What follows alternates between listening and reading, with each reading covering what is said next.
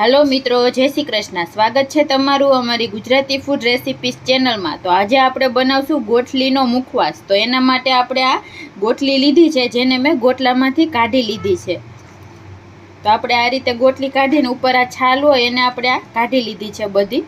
तो हवे पहेला आपणे आने सुधारी लेशुं। आपणे आ रीते लांबी लांबी स्लाइस में सुधारवानी छे आने।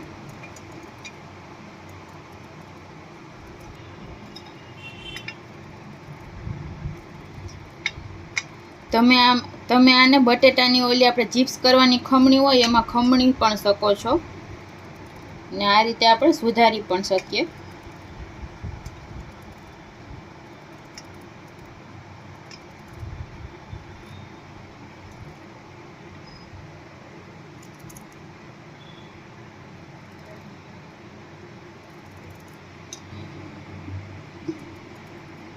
तो આપણે આ રીતે બધી ગોટલીને સુધારીને તૈયાર કરી લેશું। કાંઈ ખરાબ ભાગ હોય તો એ આપણે કાઢી લેવાનો છે।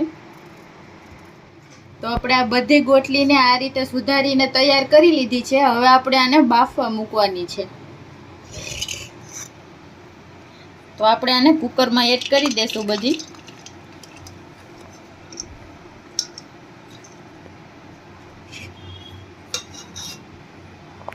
આપણે આમાં પાણી નાખશું।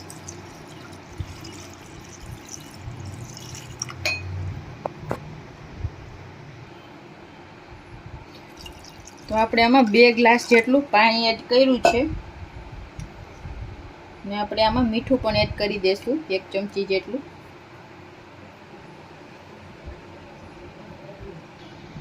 હવે આપણે આને બંધ કરી લેશું।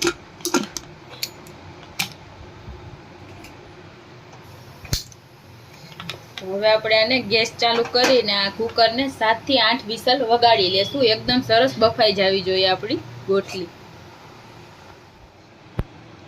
तो આપણે આ ગોઠલીને સૂકવે 2 દિવસ થઈ ગયા છે તડકામાં। તો એકદમ સરસ આપણી ગોઠલી સુકાઈ ગઈ છે આ રીતે। તો હવે આપણે આને શેકી લેશું।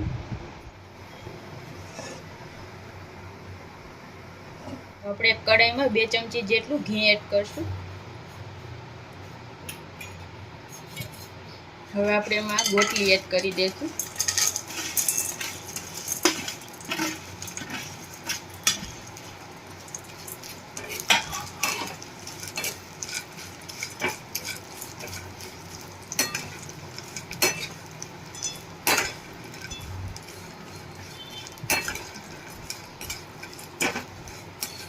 આપણે આને 4 થી 5 મિનિટ માટે શેકી લેશું એકદમ સરસ।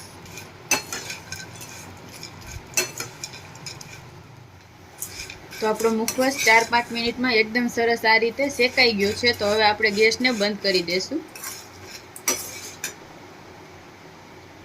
તો આપણે ગેસ બંધ કરીને એમાં આપણે આ સંચર પાવડર નાખશું। ટેસ્ટ પ્રમાણે આપણે નાખવાનો છે। બધું બરાબર એકદમ મિક્સ કરી લેશું।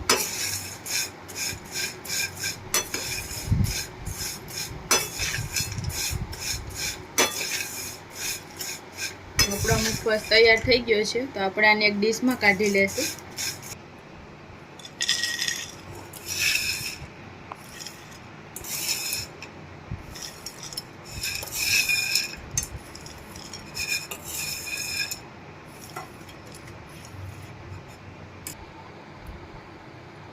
તો તૈયાર છે આપણો કેરીની ગોઠલીનો મુખવાસ। તમે આને એરટાઇટ ડબ્બામાં ભરીને આખું વર્ષ માટે સ્ટોર કરીને રાખી શકો છો।